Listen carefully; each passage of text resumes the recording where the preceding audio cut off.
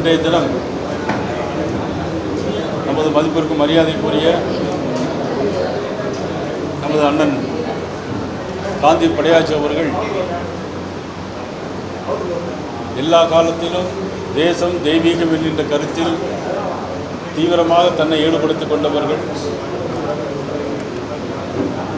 ஒரு சமயம் மட்டுமல்ல, பல சமயங்களில் இந்த தேசம் நன்றாக இருக்க வேண்டும் என்பதற்காக தன்னுடைய கரங்களை உயர்த்தி காட்டியவர். இன்று தொடர்ந்து அவர்கள் நடத்தி கொண்டிருந்த இயக்கம் தொடர்ந்து பாரதிய ஜனதா கட்சியினுடைய பக்கமாக, பாரத நரேந்திர மோடி அவருடைய பக்கமாக இருக்க வேண்டும் என்பதற்காக எந்த எதிர்பார்ப்பும் இன்றி இந்த மாதிரியான ஒரு சூழ்நிலையில் இன்றைக்கு மதிப்புக்குரிய அண்ணன் காந்தி படையாச்சி அவர்கள் தொடர்ந்து பாரதிய ஜனதா கட்சி பக்கம் நடைபெறுகின்ற உள்ளாட்சி மன்ற தேர்தலாக இருந்தாலும் சரி, எதிர்வருகின்ற எல்லா பொறுப்புகளிலும் பாரதிய ஜனதா கட்சிக்கு தங்களுடைய முழு ஆதரவை தருகிறோம் என்று சொல்லி இன்றைக்கு வந்திருக்கிறார்கள். அவர்களை தமிழக பாரதிய ஜனதா கட்சியினுடைய சார்பாக முழு மனதோடு வருக வருக என நான் அன்போடு அவர்களை வரவேற்கிறேன்.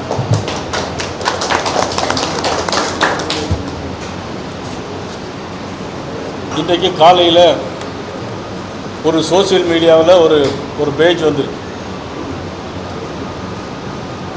பாரத பிரதமர் நரேந்திர மோடி அவருடைய படத்தையும் போட்டு ஒரு 2-3 எழுத்து எழுதி ஒருத்தர் போட்டிருக்கார்.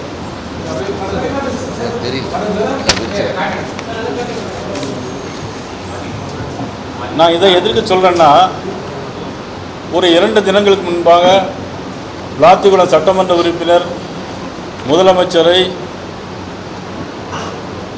வார்த்தைகளால் பேசியதற்காக இன்றைக்கி அவரை வீடுகளில் சென்று இரவோடு இரவாக அதிகாலையிலே கைது செய்திருக்கிறாங்க. ஆனால் இந்தியாவை நாட்டை ஆளக்கூடிய பாரத நரேந்திர மோடியை தவறான முறையில் சித்தரித்திருக்கிறார். எங்களுடைய கோயம்புத்தூர் மாவட்ட தலைவர் திரு ரமேஷ்குமார் அவர்கள் கோயம்புத்தூர் கமிஷனர் அலுவலகத்தில் இது குறித்து மனு கொடுத்திருக்கிறார். அதுக்கு என்ன நடவடிக்கை எடுக்க போகிறார் என்பதுதான் எங்களுடைய கேள்வி. ஆக விளாத்திக்குளம் சட்டமன்ற உறுப்பினரை அதிகாலை 4 மணிக்கெல்லாம் வீட்டில் போய் அவசர அவசரமாக கைது பண்ணீங்களே, ஆனால் இதற்கு என்ன செய்ய போறீங்க? பாரத பிரதமர் உலக நாட்டிற்கே இன்றைக்கு விஸ்வகுருவாக இருக்கக்கூடிய மாபெரும் தலைவர், இந்தியாவை வளர்ச்சி பாதையில் கொண்டு சென்ற மாபெரும் தலைவர், இந்தியாவை இன்றைக்கு ஜிடிபி குரோத்தில் 7% மேலாக உயர்த்தி காட்டியவர், உலகத்திலே அமைதியான நாடாக இன்றைக்கு மாற்றி காட்டிய மாபெரும் தலைவருக்கு இதை போட்டிருக்கிறார்கள். தமிழக காவல்துறை என்ன செய்ய போகிறார் என்று தெரியவில்லை. தமிழக காவல்துறைக்கு இன்னொரு கேள்வி. இதற்கு முன்பு கடந்த அரசு மோடி அவர்களை பார்த்து திமுகவினர் கொலை செய்வேன் என்று சொன்னார். ஆனால் இந்த காவல்துறை இன்றைக்கு கைது செய்கிற காவல்துறை அன்றைக்கு மதுரை உயர்நீதிமன்றத்தில் வந்து என்ன தெரியுமா சொன்னாங்க? மதுரை உயர்நீதிமன்றத்தில் வந்து அவர்கள் சொன்னது, இதற்கு மான நஷ்ட வழக்கு தான் போட முடியும் அப்படின்னு சொன்னாங்க. அதே காவல்துறை இன்றைக்கு திரு ஜோசப் விஜயுடைய ஏவல் துறையாக மாறி இருக்கிறது. ஆக அன்றைக்கு ஆளுங்கட்சியாக இருந்தால், முதலமைச்சராக இருந்தால் அதற்கு ஒரு சட்டமும் அதற்கு ஒரு நடவடிக்கையும், மத்தியில் இருந்தால் கேட்க மாட்டார்கள் என்ற நம்பிக்கையில் அவர்கள் இந்த மாதிரி நடவடிக்கையில் ஈடுபட்டிருக்கிறார்கள். தமிழக காவல்துறை இன்றைக்கு கோயம்புத்தூர் என்னுடைய மாவட்ட தலைவர் ரமேஷ்குமார் கொடுத்த அந்த புகார் மனுவின் மீது உறுதியாக நடவடிக்கை எடுக்கிறார்களா இல்லையா என்பதை நாங்கள் பார்த்து கொண்டிருப்போம்.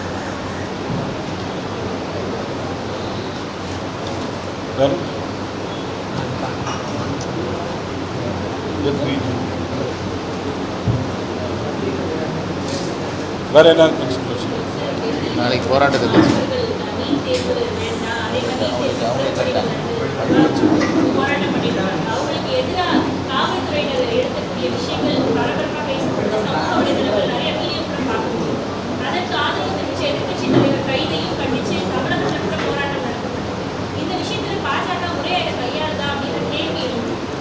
அதாவது நீட் தேர்வை பொறுத்த மட்டிலும் இது பல ஆண்டு காலமாக பெரிய சர்ச்சை நடந்துக்கிட்டே இருக்கு.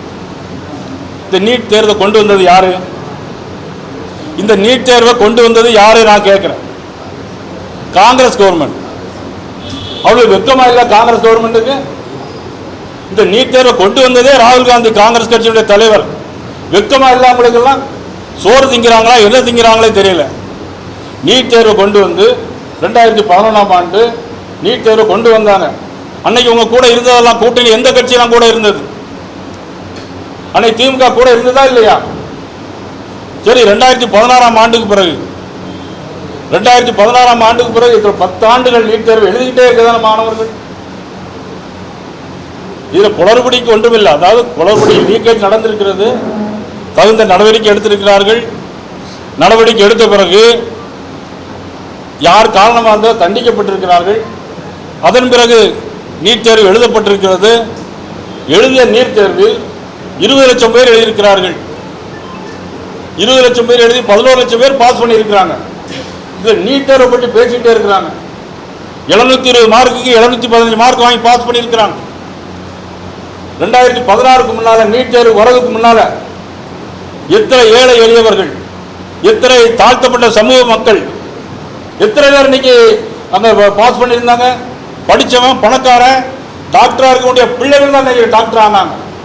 ஆனால் இன்னைக்கு திருநெல்வேலி தொகுதியில் மானூர் ஒன்றியத்தில் மானூர் கிராமத்தில் குத்தாலப்பெருங்கிற கிராமத்தில் இன்னைக்கு தோட்டத்தில் வேலை செய்யக்கூடிய ஒரு சாதாரண பெண்மணி அவருடைய வீட்டு குழந்தை இன்னைக்கு டாக்டர் படிக்கும். 5 பைசா செலவுலாம் படிக்கிறாங்க. இதெல்லாம் யாருடைய காலத்தில்? பிரதமர் மோடி அவருடைய காலத்தில் நீட் தேர்வை கொண்டு வந்துட்டு நீட் தேர்வை கொண்டு வரக்கூடாதுன்னு சொல்லி இன்னைக்கு போராட்டம் பண்றதுக்கு மாணவர்கள் போராட்டம் பேர்ல மாணவர்களாக போராட்டம் நடத்துறாங்க இல்லையே. யாரோ ஒருத்தர் அந்த உண்ணாவிரதம் இருக்கார். யார் அவரு? காங்கிரஸ் கட்சி சேர்ந்த ஒருத்தர் உண்ணாவிரதம் இருக்காரு. மாணவர்கள் பேர்ல போராட்ட கலகக்காரர்கள், தேச துரோகிகள் இன்னைக்கு டெல்லியில போராட்டம் நடத்திருக்காங்க. SFI கம்யூனிஸ்ட் கட்சிகள் பின்னணியில இந்த கலகக்காரர்கள் இருக்கிறாங்க. எப்பெல்லாம் ஒரு பாராளுமன்றத்தில் எப்பெல்லாம் ஒரு அமெண்ட்மெண்ட் பில் கொண்டு வராங்களோ, முக்கியமான பில் கொண்டு வராங்களோ, அப்பெல்லாம் இந்த மாதிரியான குழப்பங்களை உண்டு பண்ண வேண்டும் என்பதற்காக காங்கிரஸ் கட்சி வேண்டுமென்றே திட்டமிட்ட செயல். இது ஒரு மிகப்பெரிய தேச துரோக செயல். கண்டிப்பாக நிச்சயமாக நாங்கள் இதை வன்மையாக கண்டிக்கிறோம். இன்னொரு மோசமான ஒரு வேலை, காங்கிரஸ் கட்சி இவ்வளவு கோலத்தனமாக இருப்பாங்கன்னு தெரியாது. மாணவர்களை தூண்டி விட்டு மாணவர்கள் பின்னால் போய் இன்னைக்கு காக்ரோச் கட்சியின் பின்னால் நிற்க வேண்டிய ஒரு அவலமான சூழ்நிலை இன்னைக்கு ராகுல் காந்திக்கு ஏற்பட்டிருக்கிறது. இதைவிட மோசமான ஒரு அவல நிலை ராகுல் காந்தி கண்டிப்பாக வரத்தான் போகிறது.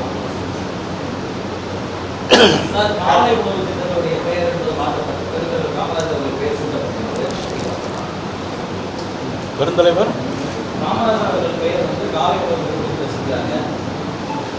அதாவது மாணவர்களுக்கு மதிய உணவு திட்டத்தை ஆரம்பித்து வைத்தவர் பெருந்தலைவர் காமராஜ்.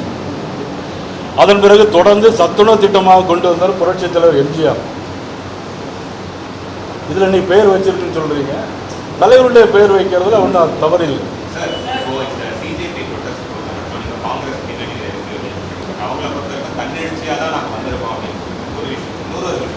மாணவர்கள் மீது வந்து தடியடி நடந்ததோ நடந்ததோ எல்லாத்துக்குமே வீடியோஸும் வெளியே வந்திருக்கு. அதை நீங்க எப்படி பாக்குறீங்க?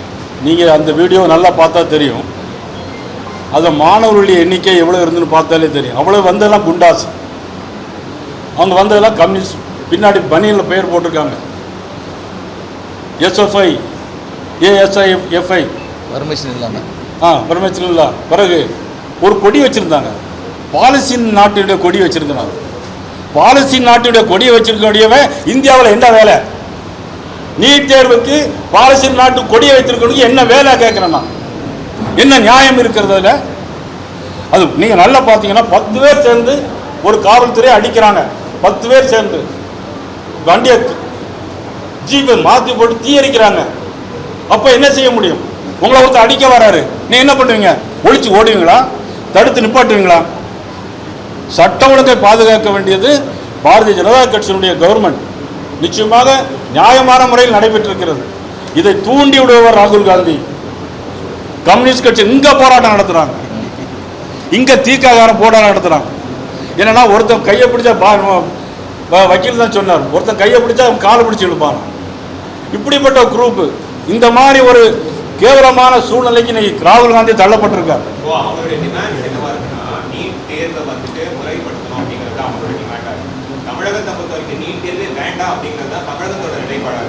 சார் இது திரும்ப திரும்ப சொல்லிட்டு 10 வருஷத்துக்கு மேலாச்சு.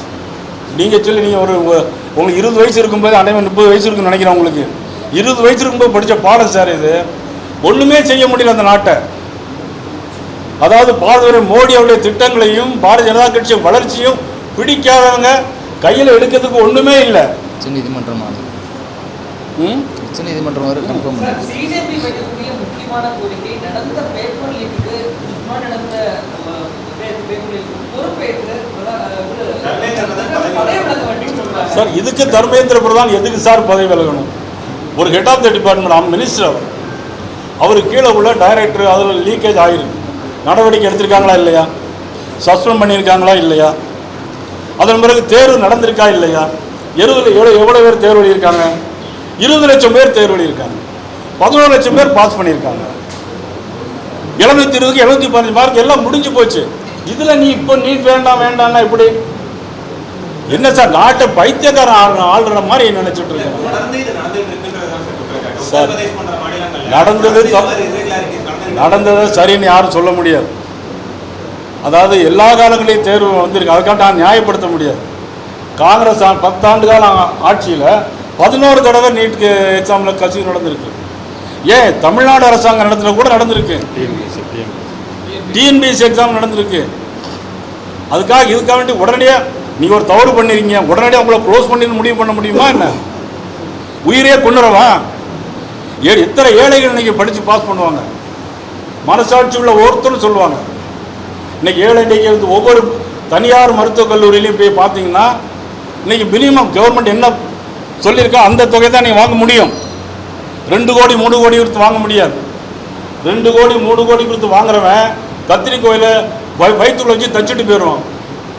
அப்படிப்பட்ட டாக்டர் உங்களுக்கு தேவையா? நல்ல முறையில் படித்து மெரிட்டில் உள்ளவங்க வரணும். அதுதான் எங்களுடைய நோக்கம்.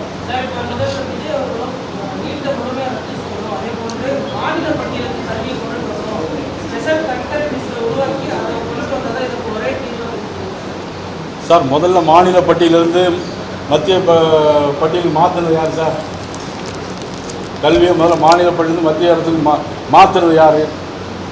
சரி, திரு ஜோசப் விஜய் அவர்கள் இன்னும் நான் ஒரு நினச்சேன், ஒரு கொஞ்சம் விவரம் உள்ள ஆளுன்னு நினச்சேன். அப்படி இருக்க மாதிரி தெரியல. எத்தனை வருஷமாக நீட்டு எழுதிட்டே இருக்காங்க. இன்னும் வேண்டாம்னு சொன்னால் எப்படி சார் முடியாது? முடிஞ்சு போன பிரச்சனைக்கு இப்போ தீர்வு காண வரணும்னா எப்படி சார் முடியாது? அது மட்டும் இல்லை, ஜோசப் விஜய் அமைச்சரில் 2 பேர் மத்திய அரசுடைய அனுமதி இல்லாமலே வெளிநாட்டுக்கு போகிறாங்க. இப்படி தான் அவர் அமைச்சர் லட்சணமே இருக்கும். அவருடைய லட்சணமும் அப்படி தான் இருக்கும்.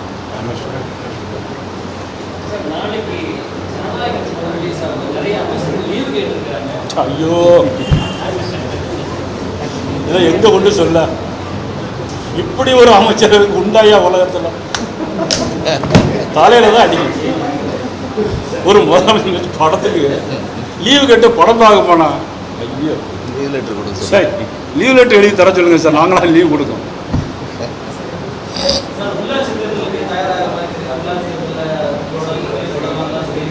சார் கூட்டணி பற்றி எல்லாமே தகுந்த தேர்தல் அறிவிச்சோன்னா வரும். உள்ளாட்சி தேர்தலுக்கு பாரதிய ஜனதா கட்சி தயாராக இருக்கு. சிரிப்பு தான் என்ன செய்ய முடியும்? போராடுற ராகுல் காந்தி பார்த்தா இன்னைக்கு கடைசி நேரத்தில் அவனுக்கு புகலிடமே இல்லை. கரப்பாம்பூச்சி பின்னால போய் உட்காந்துருக்காங்க. இங்கே ஜோசப் பூச்சியை பார்த்தா இவர் லீவு வேணும்னு மந்திரிகளாம் லீவு கேட்காங்க.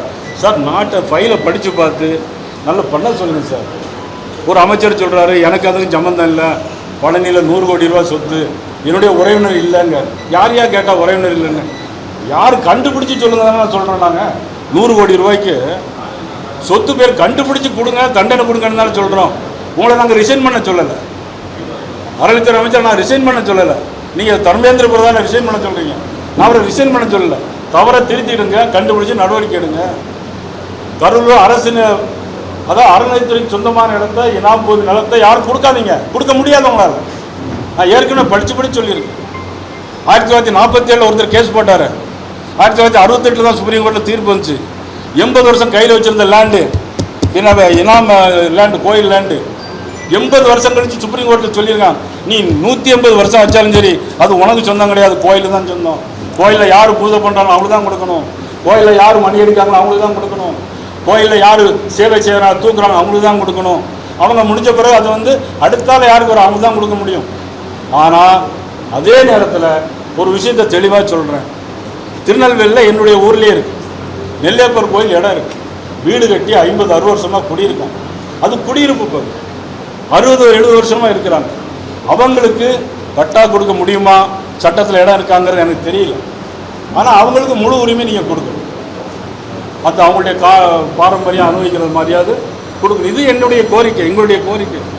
சார், தொகுதி மறுவரை முன்னாடி வந்து திமுக வந்து ரொம்ப அதற்கு அப்போஸ் பண்ணியிருக்காங்க. இப்போ அவருடைய ஸ்டாண்ட் வந்து கொஞ்சம் சாஃப்டாக இருக்கு. திமுக பாஜகவுடனான ஒரு உடன்பாடா இது அப்படிங்கிற மாதிரியான விமர்சனம். இப்போ அவங்க சாஃப்டாக இருக்காங்களா அல்ல ஹார்டாக இருக்காங்களான்னு எங்களுக்கு தெரியாது.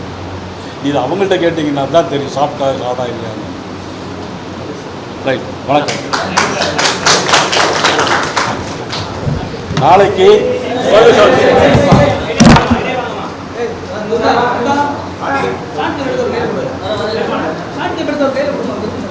நாளைக்கு காங்கிரஸ் கட்சியுடைய தலைவர் ராகுல் காந்தி அவர்கள் கரப்பாம்பூச்சி பின்னாலுமே ஒளிந்திருப்பதை கண்டித்து ஒழுங்காக நேரடியாக நல்ல முறை அரசியல் பண்ணுங்கள் என்று சொல்லி நாளைக்கு காங்கிரஸ் கட்சி அலுவலகத்தை முற்றிடுவதற்காக நாங்கள் தயாராக இருக்கிறோம். தமிழ்நாடு காங்கிரஸ் 10:30 மணி மேல்